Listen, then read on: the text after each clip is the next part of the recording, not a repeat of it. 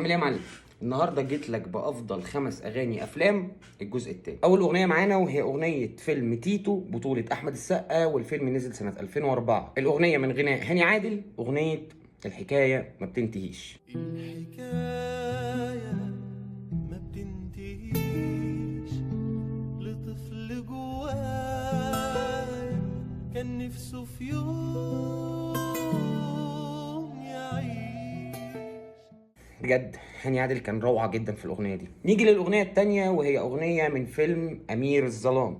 طبعا اكيد كلنا عرفنا ايه هي الاغنيه من فيلم عادل امام اللي نزل سنه 2002، وهي اغنيه للعظيم مدحت صالح، النور مكانه في القلوب. النور مكانه في القلوب، احضن خيوط شمس الغروب.